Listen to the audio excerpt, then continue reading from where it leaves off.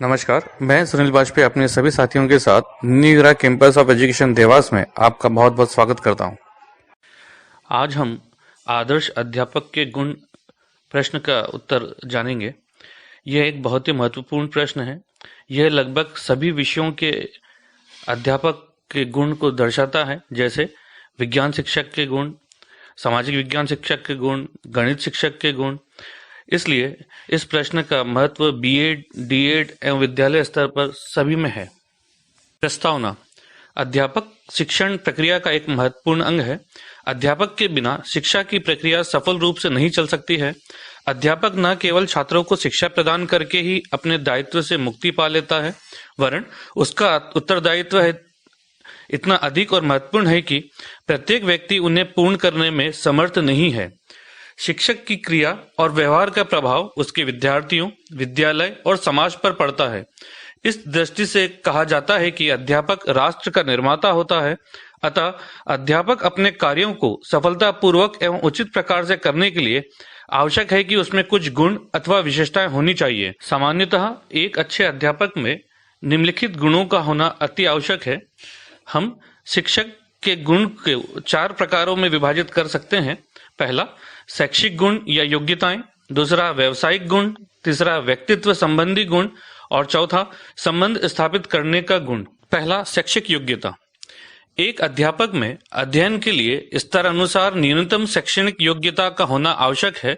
साथ ही अध्यापक का प्रशिक्षित होना भी आवश्यक है।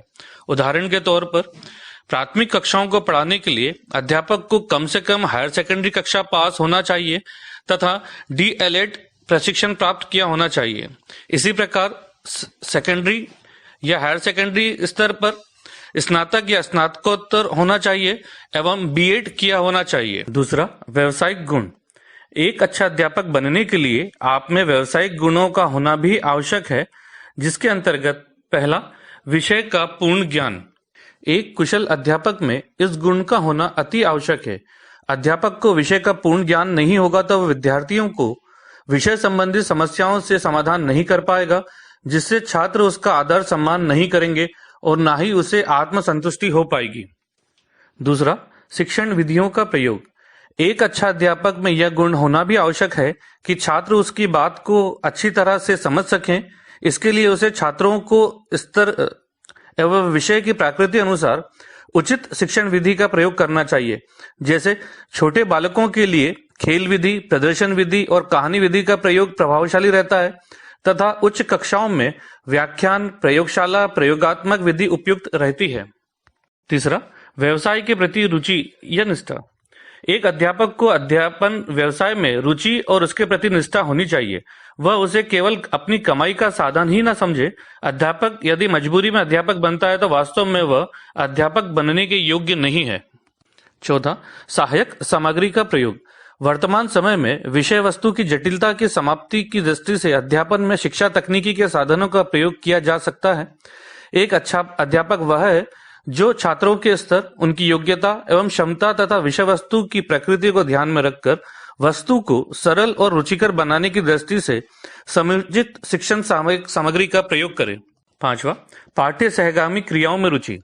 एक अच्छे अध्यापक के लिए यह आवश्यक है कि वह विद्यालय में विभिन्न पाठ्य सहगामी क्रियाओं को आयोजन करने में एवं उन्हें सफलतापूर्वक संपन्न कराने में रुचि ले। साथ ही इसके लिए उसे अपने विद्यार्थियों में रुचि विकसित करने के लिए प्रयत्न करना चाहिए। अगला, समय का पाबंद। अच्छे अध्यापक का एक महत्वपूर्ण गुण उसका समय के प्रति पाबंद होना है। वह समय पर विद्यालय में जाए, प्रार्थना सभा में उपस्थित हो तथा कालांश प्रारंभ होते ही कक्षा में जाए और कालांश समाप्ति के पूर्व कक्षा न छोड़े। अध्यापक यदि समय का पाबंद नहीं है तो उसके विद्यार्थी भी समय के पाबंद नहीं हो सकते। अगला, कुशल वक्ता। एक शिक्षक को अपनी बात को छात्रों तक पहुंचाने के लिए उसे रुचिपूर्ण, अच्छे स्तर तथा निश्चित अर्थ वाले शब्दों का प्रयोग करना चाहिए। साथ ही प्रभावपूर्ण तरीके से बोलने में उसे झिझकना नहीं चाहिए। अत्यधिक गति से भी नहीं बोलना चाहिए।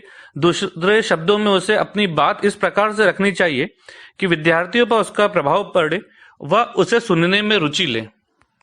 अगला, छात्रों के प्रति प्रेम व सहानुभूति। एक शिक्षक केवल अध्यापक के प्रति रुचि रखे यह पर्याप्त नहीं है, उसे अपने विद्यार्थियों में भी रुचि रखनी चाहिए।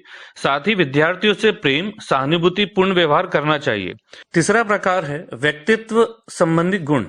एक अच्छे शिक्षक की पर्सनालिटी भी प्रभावशाली होनी आवश्यक है। शिक्षक का व्यक्तित्व प्रभावशाली तब ही हो सकता है जब उसमें निम्न गुण हों। पहला, वेशभूषा। शिक्षक का व्यक्तित्व प्रभावशाली होने के लिए उसका बाहरी स्वरूप अध्यापक के समान ही होना चाहिए। अध्यापक के समान बाहरी स्वरूप होने का अर्थ उसके सुंदर या असुंदर होने से न होकर उसकी वेशभूषा आदि से है। अध्यापक को साफ सुथरी प्रेस किए हुए उचित कपड़े पहनने चाहिए। बालों को ढंग से संवार कर कक्षा में जाना चाहिए। इससे शिक्षार्थी के ऊपर अच्छा प्रभाव पड़ता है। दूसरा, अच्छा स्वास्थ्य। एक अच्छे अध्यापक का शारीरिक रूप से स्वस्थ होना भी आवश्यक है। यदि शिक्षक स्वस्थ नहीं होगा तो वह कक्षा में क्या पढ़ाएगा, वह किस रूप से पढ़ाएगा। शारीरिक रूप से अस्वस्थ होने पर मानसिक रूप से भी अस्वस्थ रहेगा और साइकोलॉजिस्ट के द्वारा कहा गया है कि स्वस्थ शरीर में ही स्वस्थ मस्तिष्क का निवास होता है। शिक्षक का शारीरिक एवं मानसिक रूप से स्वस्थ होना आवश्यक है। तीसरा, उच्च गुणवत्ता। एक शिक्षक को चारित्रिक रूप से दृढ़ होना चाहिए, क्योंकि शिक्षक के चरित्र का प्रभाव उसके विद्यार्थियों पर शीघ्र ही पड़ता है। अतः अध्यापक को अपने विद्यार्थियों के समक्ष अपने आप को अच्छे रूप में प्रस्तुत करना चाहिए। कभी भी उनके सामने कोई गलती या अनैतिक हरकत नहीं करनी चाहिए। अगला, नेतृत्व शक्ति। एक अच्छे शिक्षक में नेतृत्व शक्ति भी होना चाहिए। उसे अपने विद्यार्थियों को प्रत्येक क्षेत्र, शिक्षक अधिगम, पाठ्य सहगामी प्रक्रिया, किसी विषय में विचार विमर्श, अनुशासन बनाए रखने आदि में कुशल एवं प्रभावशाली नेतृत्व प्रदान करना चाहिए, जिससे विद्यार्थी इन सभी क्षेत्रों में सफलतापूर्वक कार्य कर सके। अगला, धैर्यवान। एक अच्छे शिक्षक में धैर्य का गुण होना अति आवश्यक है। छात्रों के प्रश्न पूछने पर उसे उखड़ना नहीं चाहिए, बात बात में झुंझलाना नहीं चाहिए, बल्कि धैर्य के साथ सोच समझकर उनके प्रश्नों के उत्तर देकर उन्हें संतुष्ट करना चाहिए। अगला, विनोद प्रिय। विनोद प्रिय का तात्पर्य हंसी मजाक करने वाला व्यक्ति से होता है। यदि कोई शिक्षक अपने चेहरे गुस्से से लाल रखता है तो विद्यार्थी उस अध्यापक से अप्रसन्न रहते हैं, उससे प्रश्न पूछना व बात करना पसंद नहीं करते हैं।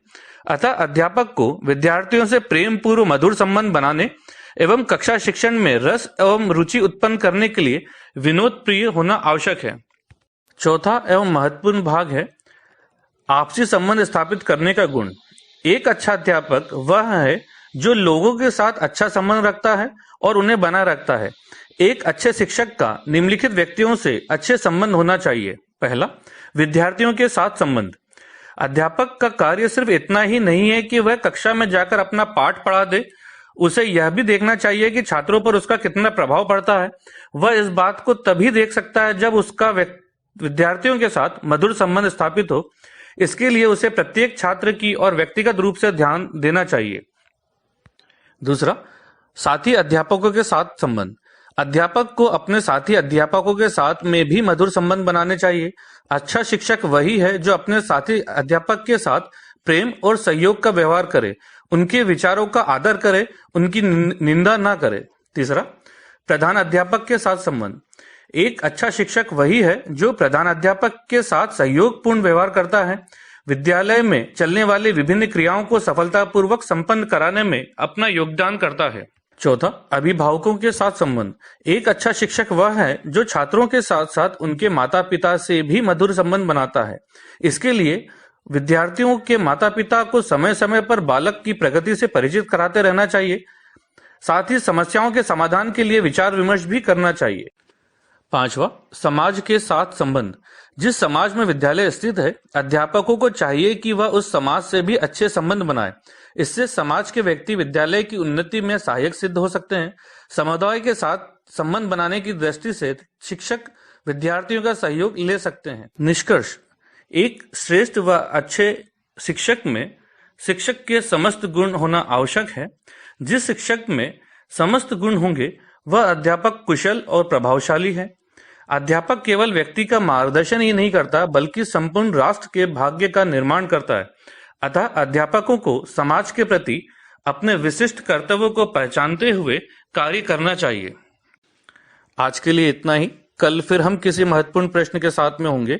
घर पर रहें, सहज रहें, सुरक्षित रहें। धन्यवाद।